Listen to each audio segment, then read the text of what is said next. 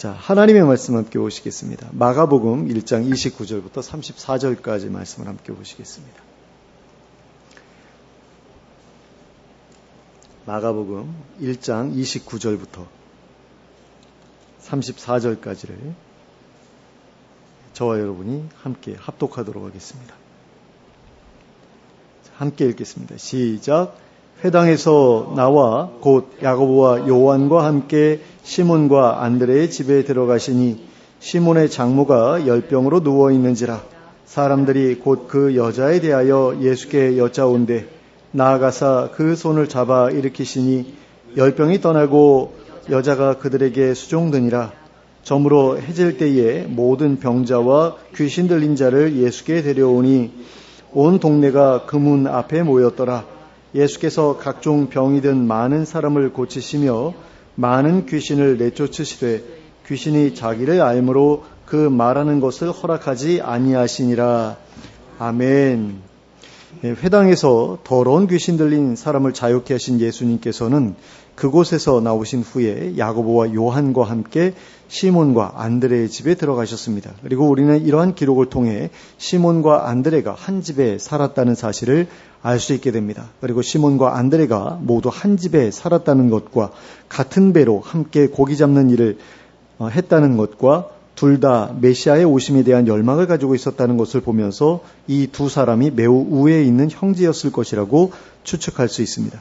그리고 뒤에 이어지는 내용을 보면 시몬이 결혼을 해서 장모님을 모시고 살았다는 사실을 알 수 있게 됩니다. 어쩌면 서로 따로 살던 중에 장모님이 열병으로 앓아눕게 되자 시몬의 아내가 자기 집으로 모시고 왔을 수도 있습니다. 하지만 뒤에 이어지는 내용으로 볼 때에 시몬이 결혼 후에 장모님을 쭉 모시고 살았다고 보는 것이 더 설득력이 있어 보입니다. 그런데 그 집에 들어갈 때에 야고보와 요한도 함께 들어갔다고 하였습니다. 그리고 이것은 이 두 사람이 시몬과 함께 예수님의 제자가 된 사람들이기 때문이었을 수도 있지만 사실은 이 두 사람이 원래 시몬과 친밀한 관계였기 때문이었습니다. 누가복음 5장 10절을 보시면 세베대의 아들로서 시몬의 동업자인 야고보와 요한이라고 기록하고 있는 것을 볼 수 있습니다. 그리고 이것은 시몬이 예수님의 말씀대로 깊은 데로 가서 그물을 내렸다가 잡게 된 고기가 너무 많아서 그물이 찢어질 정도가 되었을 때 도와달라고 불렀던 사람들이 바로 이 동업자들, 즉 야고보와 요한이었음을 의미합니다. 그렇다면 이 두 집안의 형제들은 서로의 집에 부담 없이 편하게 드나드는 관계였을 것이고 야고보와 요한은 시몬의 장모가 열병으로 누워 있었다는 사실도 이미 알고 있었을 것입니다. 그러므로 예수님을 시몬의 집으로 모시자고 했던 것은 시몬만이 아니었을 가능성이 큽니다. 4명의 제자들 모두가 예수님을 시몬의 집으로 모시는 일에 있어서 의견 일치를 보았을 것이라는 말씀입니다. 왜냐하면 30절 후반부에서 사람들이 곧 그 여자, 즉 시몬의 장모에 대해 예수님께 여쭈었다고 기록하고 있기 때문입니다. 그리고 여기에서 사람들이라고 지칭된 대상이 예수님의 4 제자 모두를 가리키는 것으로 보이기 때문입니다. 그러니까 여기에서는 이제 사람들이라고 번역하고 있는데요. 주석을 보니까 그들이라고 번역을 하고 계시더라고요. 그러니까 그들이 누구겠느냐라는 거죠.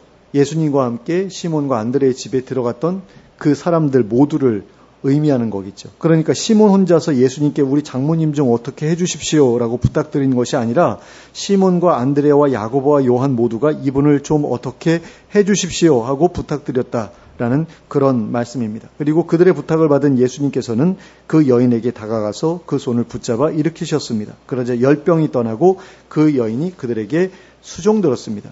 그 여인이 열병에서 벗어나서 건강을 회복했고 그래서 그들의 식사를 준비해 주었다라는 말씀입니다. 그러니까 수종들었다라는 게 식사 준비를 해 주었다. 식탁 섬김을 했다라는 그런 이야기라고 그렇게 이해하시면 되겠습니다. 그리고 이 일은 그 여인이 열병에 걸리기 전부터 해왔던 일이었을 가능성이 큽니다. 아마도 시몬의 장모는 열병에 걸리기 전까지만 해도 자신의 사위인 시몬과 그의 동생 안드레 그리고 그들의 동업자인 야고보와 요한이 고기를 잡고서 돌아오면 그들의 식사를 챙겨주는 일을 해왔을 것입니다. 그런 점에서 시몬의 장모에게 있어서 야고보와 요한은 시몬의 형제와 마찬가지로 사위나 자식처럼 느껴지는 사람들이었을 것입니다. 그리고 그것은 이 두 사람에게 있어서도 마찬가지였을 것입니다. 그들에게 있어서 시몬의 장모는 친구 엄마나 이모처럼 느껴지는 분이었을 것입니다. 그런 이유로 이 네 사람은 모두 한 목소리로 입을 모아 이 여인의 회복을 위해 예수님께 부탁을 드렸습니다. 그러므로 이 여인이 회복된 후에 그들의 식사를 준비했던 것은 너무나도 자연스러운 일이었을 것입니다. 그러므로 예수님께서 시몬의 집에 찾아가셨던 그 일은 시몬의 집에서 일상적으로 이루어지다가 잠시 중단되어 있었던 일을 제자리로 돌려놓으신 일이었다고 볼 수 있습니다. 이것은 예수님의 방문으로 인해 이 가정에 망가졌던 일상이 예전처럼 회복될 수 있었다는 것이라고 할 수 있다는 것입니다. 그런데 예수님으로 인해 일어났던 이 일은 훗날 시몬에 의해 다른 곳에서 다른 여인을 통해서도 비슷한 모습으로 재현되었습니다. 사도행전 9장 36절부터 42절까지의 말씀입니다. 제가 읽어드립니다. 요바에 다비다라 하는 여제자가 있으니 그 이름을 번역하면 도르가라. 선행과 구제하는 일이 심히 많더니 그때에 병들어 죽음에 시체를 씻어 바락에 누이니라. 룻다가 요바에서 가까운지라 제자들이 베드로가 거기 있음을 듣고 두 사람을 보내어 지체 말고 와달라고 간청하여 베드로가 일어나 그들과 함께 가서 이르매 그들이 데리고 다락방에 올라가니 모든 과부가 베드로 곁에 서서 울며 도르가가 그들과 함께 있을 때에 지은 속옷과 겉옷을 다 내보이거늘 베드로가 사람을 다 내보내고 무릎을 꿇고 기도하고 돌이켜 시체를 향하여 이르되 다비다야 일어나라 하니 그가 눈을 떠 베드로를 보고 일어나 앉는지라. 베드로가 손을 내밀어 일으키고 성도들과 과부들을 불러들여 그가 살아난 것을 보이니 온 요빠 사람이 알고 많은 사람이 주를 믿더라. 자, 이 내용을 요약하면 요빠에 살던 다비다라고 하는 여제자가 죽었는데 그 죽음을 안타까워했던 사람들이 베드로를 불러 도움을 구했더니 베드로가 그곳으로 가서 이 여제자를 다시 살려냈고 그 결과 온 요빠 사람들에게 그 소문이 퍼져 많은 사람들이 예수님을 믿게 되었다는 이야기입니다. 그런데 여기에서 볼 수 있듯이 다비다는 선행과 구제하는 일이 심히 많았던 여인이었습니다. 그래서 그녀의 죽음은 많은 사람들에게 무척이나 안타까운 일이 되었습니다. 그리고 이것은 시몬의 장모가 열병에 앓아 누웠던 일이 시몬과 안드레, 야고보와 요한에게 있어서도 무척이나 안타까운 일이었으리라는 것을 우리에게 가르쳐 줍니다. 그들에게 있어서 시몬의 장모는 그렇게 앓아 누워 있기에 너무나 안타까운 분이었을 것입니다. 그냥 가족이라서가 아니라 그리고 평소에 알고 지내온 사람이라서가 아니라 그녀가 평소에 보여주었던 섬김의 모습이 그들에게 너무나 감사했었기 때문입니다. 그래서 그들이 예수님을 모시고 와서 그 여인을 고쳐달라고 부탁드렸던 것입니다. 그래서 그 여인이 치유된 후에 곧바로 그들에게 수종들었던 것입니다. 그것이 원래 그녀가 그들을 위해 늘 해오던 일이었기 때문입니다. 그런데 예수님께서 시몬의 장모를 고치셨다는 소문도 시몬이 다비다를 살려냈을 때와 마찬가지로 금세 여러 곳으로 퍼져나갔던 것으로 보입니다. 그리고 이것은 예수님께서 회당에서 귀신 들린 사람을 자유케 하셨던 일에 대한 소문도 마찬가지였을 것입니다. 왜냐하면 그 날이 저물어 해가 질 때에 많은 사람들이 병자와 귀신 들린 자를 예수님께 데리고 왔기 때문입니다. 그런데 그 사람들이 얼마나 많았던지 온 동네가 그 문, 즉 시몬의 집 문 앞에 모였다고 하였습니다. 그러니까 가버나움에 살던 사람들 대부분이 시몬의 집 앞으로 몰려들었다라는 것입니다. 그런데 왜 사람들은 해가 떠 있을 때가 아니라 해가 질 때가 되었을 때 예수님을 찾아왔던 것일까요? 그 이유는 예수님 당시의 유대인들이 하루를 계산하던 방식이 해질 때부터 다음날 해 질 때까지였기 때문입니다.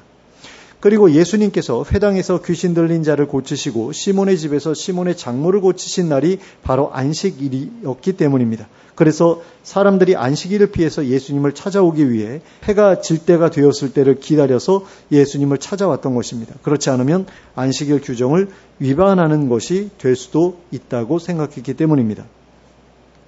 하지만 예수님께서는 안식일에 귀신을 내쫓거나 병을 고치는 것을 안식일 규정 위반이라고 생각하지 않으셨습니다. 오히려 안식일에 귀신을 내쫓거나 병을 고치는 것이 안식일의 정신을 제대로 실천하는 것이라고 생각하셨습니다. 안식일에 귀신을 내쫓거나 병을 고치는 것은 귀신과 질병으로 인해 제대로 안식을 누리지 못해왔던 사람들을 진정으로 안식할 수 있도록 돕는 일이라고 생각하셨기 때문입니다. 그래서 예수님은 안식일에도 귀신을 내쫓으셨고 안식일에도 질병을 고쳐주셨습니다. 하지만 이날에 예수님을 찾아왔던 사람들은 예수님처럼 생각할 수 없었습니다. 그들은 안식일에 병 고침받는 일을 안식일을 어기는 일이라고 생각했습니다. 그래서 안식일이 끝나는 바로 그 순간을 기다렸다가 예수님께로 나와왔습니다. 그러자 예수님께서는 각종 병이 든 많은 사람을 고쳐주셨고 많은 귀신을 내쫓아 주셨습니다. 32절에서는 모든 병자와 귀신 들린 자를 데리고 나왔다고 하였는데 34절에서는 많은 병자를 고치시고 많은 귀신을 내쫓으셨다고 하였습니다. 그렇다면 이것은 예수님을 찾아왔던 사람들 중에 병 고침을 받지 못했거나 귀신에게서 자유를 얻지 못했던 사람들도 있었다는 이야기일까요? 그렇지 않습니다. 마태복음 4장 23절과 마태복음 9장 35절에는 예수님께서 모든 병과 모든 약한 것을 고치셨다고 기록하고 있습니다. 먼저 마태복음 4장 23절 말씀을 읽어드리겠습니다. 예수께서 온 갈릴리에 두루 다니사 그들의 회당에서 가르치시며 천국 복음을 전파하시며 백성 중에 모든 병과 모든 약한 것을 고치시니 그 다음으로는 마태복음 9장 35절 말씀입니다. 예수께서 모든 도시와 마을에 두루 다니사 그들의 회당에서 가르치시며 천국 복음을 전파하시며 모든 병과 모든 약한 것을 고치시니라. 이처럼 예수님께서는 모든 병과 모든 약한 것을 고치셨습니다. 오늘날의 치유 사역자라고 말하는 사람들처럼 어떤 병은 고치고 어떤 병은 고치지 못하고 그러지 않으셨습니다. 그렇다면 모든 귀신 들린 사람들도 모든 귀신으로부터 자유케 해 주셨을 것입니다. 그런데 34절 후반부에 기록된 것을 보시면 귀신이 자신을 알므로 그 말하는 것을 허락하지 않으셨다고 기록하고 있는 것을 볼 수 있습니다. 이것은 귀신들이 예수님을 직면했을 때 그분의 정체를 언급하려는 시도를 멈추지 않았다는 사실을 우리에게 가르쳐 줍니다. 회당에서 만나셨던 귀신 들린 자에게서 귀신을 내쫓으려 하셨을 때와 마찬가지로 귀신들이 계속해서 예수님이 하나님의 거룩한 자라는 것을 밝히려고 했기 때문에 귀신들의 입을 막으셨던 것입니다. 이것은 예수님의 정체를 드러내는 것이 예수님을 반대하는 사람들을 자극함으로써 예수님의 사역에 방해를 야기할 뿐만 아니라 사람들로 하여금 예수님의 정체를 오히려 불신하게 만드는 결과를 불러일으킬 수 있었기 때문이었습니다. 그래서 예수님께서는 귀신들의 입을 막으시고 자신에 대해 아무 말도 하지 못하게 하신 것입니다. 그러니까 믿을 만한 사람들이 예수님에 대해서 저분은 하나님의 거룩한 자다라고 얘기를 하면 사람들이 믿을 거잖아요. 그런데 귀신들이 예수님에 대해서 저분은 하나님의 거룩한 자야라고 그러면 안 믿을 수도 있는 거 아닙니까? 귀신이 하는 말을 어떻게 믿을 수가 있겠어요? 저거 짜고 치는 고스톱 아닐까? 이런 식으로 생각할 수도 있는 거죠. 그래서 예수님께서 니들은 그냥 입 다물고 있는 게 나아. 그래가지고 말을 못하게 하신 것이다라는 겁니다.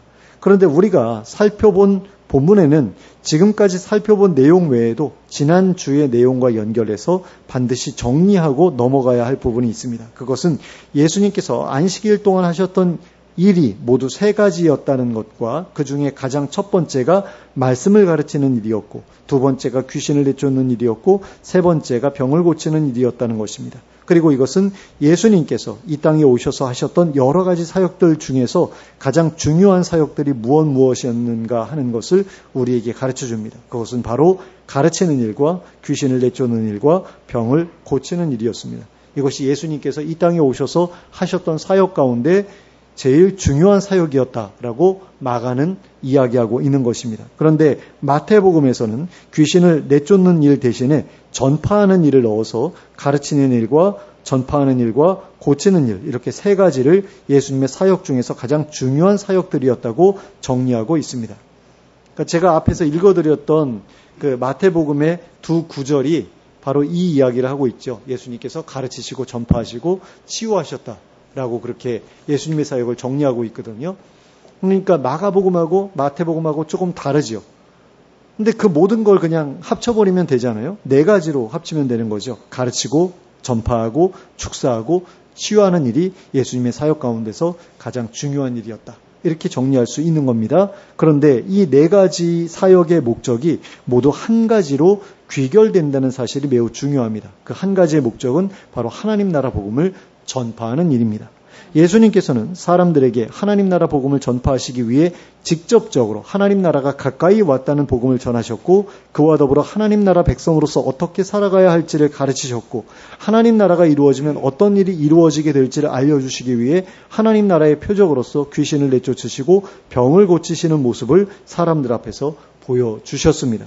그런데 지난주에 살펴보았던 내용과 오늘 살펴본 내용을 서로 비교해 보면 예수님께서 귀신을 내쫓으실 때에는 말씀으로만 내쫓으셨고, 예수님께서 병을 고치실 때에는 손을 잡아주시는 것으로 고쳐주셨던 것을 볼 수 있습니다. 그리고 이것은 예수님께서 귀신을 내쫓으시고 병을 고치실 때에 한결같이 보여주셨던 모습이기도 합니다. 그러니까 귀신 내쫓으실 때에는 말씀으로 내쫓으시고, 병을 고치실 때에는 만져주시거나 손을 붙잡아 주셔가지고 병을 고쳐주셨다는 거죠. 물론 말씀으로만 병을 고쳐주셨던 적이 있기도 합니다. 그러니까 자리를 가지고 가라고 이야기하신 경우도 있죠. 중풍병자에게. 근데 그때는 접촉이 없었던 걸로 나오거든요.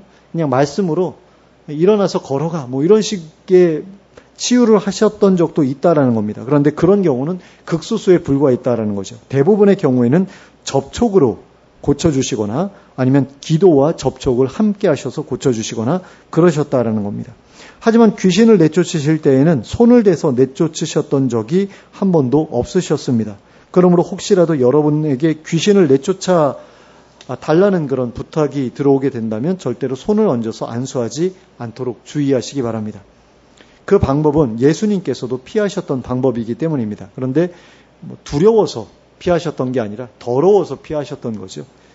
그런 점에서 우리도 예수님의 본을 따라서 접촉을 통해서가 아니라 예수님의 이름을 힘입어서 말로 명령함으로써 귀신을 내어 쫓을 수 있게 되기를 바랍니다. 근데 저도 사실 이 부분에 대해서 명확하게 인식하고 있지는 못했거든요. 대부분 보니까 기도원 그 원장님들이 이제 귀신 들린 사람 이제 기도해 줄 때 꼭 손을 얹고 기도하시더라고요. 병 고칠 때도 손 얹고 기도하고 귀신 내쫓을 때도 손 얹고 기도하고. 그러니까 저도 당연히 그렇게 하는 거라고 생각을 했는데 마가복음 설교를 준비하면서 주석을 보는데 이 부분에 대해서 이렇게 정리를 해 주시더라고요. 그 주석가분이. 그래가지고 이런 거였구나라는 거를 이제 알게 됐어요. 그래서 우리가 이 부분에 대해서 좀 접촉하지 않도록 주의하는 게 필요하지 않겠나라는 그런 생각을 해봅니다. 자, 그런데 아무래도 우리에게는 직접적으로 귀신을 내쫓거나 직접적으로 질병을 고치거나 하는 일이 주어질 가능성이 별로 없습니다. 일단 과거보다 귀신 들린 사람들의 모습을 보기가 어려워졌기 때문이고, 또한 의학의 발달로 인해서 기도로 병을 고침받으려 하는 사람들을 보기가 어려워졌기 때문입니다. 하지만 아직까지도 귀신에 사로잡혀 고통당하는 사람들이 종종 발견됩니다. 그리고 의학의 힘으로도 해결되지 않는 질병들도 여전히 남아있는 것을 볼 수 있습니다. 그래서 언제든지 초자연적인 역사를 구하면서 우리를 찾아오는 사람들이 생겨날 수 있습니다. 그럴 때에 우리는 어떻게 해야 하겠습니까? 일단은 우리가 할 수 있는 일을 해야 할 것입니다. 하나님께 도우심을 구하며 기도하는 일을 해야 할 것입니다. 때로는 금식하며 기도해야 할 수도 있습니다. 예수님께서 힘있는 귀신은 기도와 금식이 아니면 쫓겨나가지 않을 수도 있다고 말씀하셨기 때문입니다. 그런데 사실은 우리의 기도보다도 더 중요한 것이 있습니다. 그것은 그 귀신 들린 사람이나 병에 걸린 사람들을 예수님 앞에 있게 해주는 일입니다. 예수님께서 안식일에 회당에서 귀신 들린 사람을 만나셨을 때에는 마치 예수님께서 그를 찾아가셨던 것처럼 보입니다. 하지만 그 사람이 만일 그날 그 회당에 나와서 앉아있지 않았다면 그 사람은 예수님을 만나지 못했을 것입니다. 그리고 자기 안에 있는 귀신으로부터 자유를 얻게 되지도 못했을 것입니다. 그리고 그가 귀신에 들렸음에도 불구하고 안식일에 회당에 나와 앉아 있을 수 있었던 데에는 그의 가족들이나 친구들의 영향이 있었을 것입니다. 그가 회당에 가지 않고 집에 남아있으려고 했을 때에 그것에 대해 책망할 친구나 손가락질할 이웃들이 있었기 때문에 그는 회당에 나가지 않을 수 없었을 것입니다. 그리고 그 덕에 예수님을 만나 귀신으로부터 자유케 될 수 있었을 것입니다. 시몬과 그의 동역자들의 경우에는 예수님을 그 아픈 여인의 앞으로 친히 모시고 왔습니다. 그리고 예수님께 그 여인을 고쳐달라고 부탁드렸습니다. 그리하여 예수님께서 그 여인의 손을 붙잡아 주실 수 있도록 해드렸습니다. 그리하여 그 여인이 질병에서 벗어날 수 있었습니다. 마을 사람들의 경우에는 가족들이 나서서 그들의 귀신 들린 가족이나 병에 걸린 가족을 예수님께 데리고 왔습니다. 그리고 예수님께서는 그 모든 사람들을 회복시켜 주셨습니다. 이처럼 예수님께 축사를 받았거나 치유를 받았던 모든 사람들은 예수님을 만나서 고침받는 일에 있어서 가족들의 도움을 크게 받았습니다.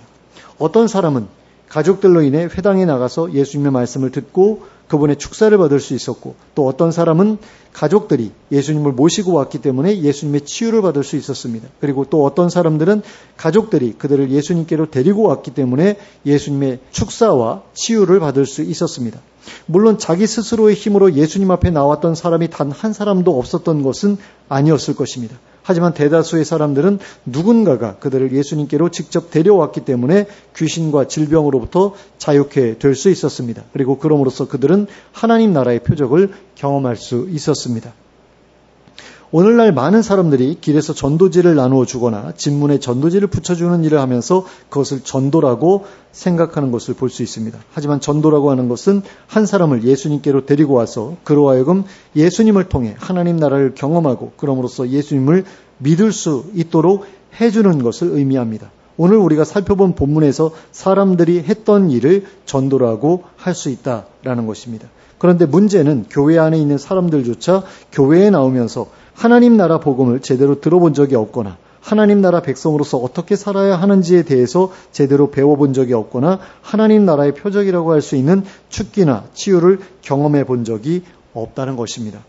그러므로 다른 사람들에게 무엇을 전해야 하고 무엇을 가르쳐야 하고 무엇을 경험하게 해 주어야 하는지에 대해서도 알 리가 없습니다. 내가 경험해 본 적이 없기 때문이죠.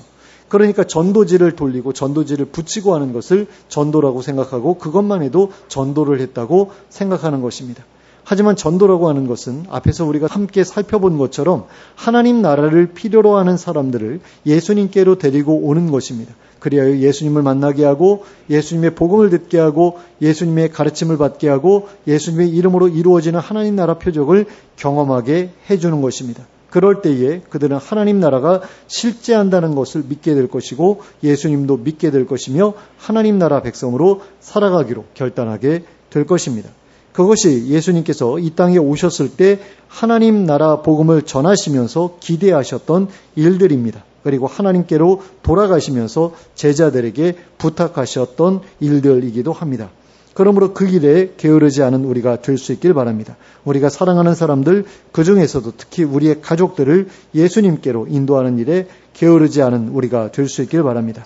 그리하여 우리의 사랑하는 사람들이 예수님의 복음 선포와 가르침을 듣게 되고 거기에 더해서 하나님 나라의 표적을 삶 속에서 직접 경험하게 됨으로써 하나님 나라를 믿고 예수님을 믿는 일에 우리와 하나가 될 수 있기를 예수 그리스도의 이름으로 축원합니다. 함께 기도하겠습니다.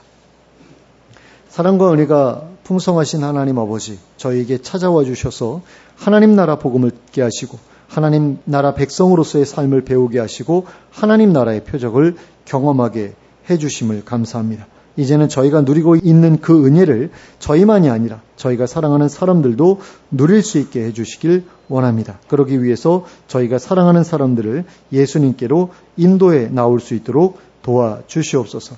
그들의 마음을 움직여 주셔서 교회로 나오게 하시고 그들로 하여금 예수님의 말씀에 귀를 기울이게 하시고 그들로 하여금 예수님께서 행하시는 놀라운 기적을 경험하게 하여 주시옵소서. 그들의 질병이 치유되게 하시고 그들을 사로잡고 있던 더러운 습관들이 끊어지게 하시고 질서 있고 정결한 삶을 시작할 수 있도록 인도하여 주시옵소서. 그리하여 그들의 삶 속에서 하나님 나라의 원리가 역사하는 것을 저희로 하여금 볼 수 있게 하여 주시옵소서. 예수 그리스도의 이름으로 기도하였습니다. 아멘.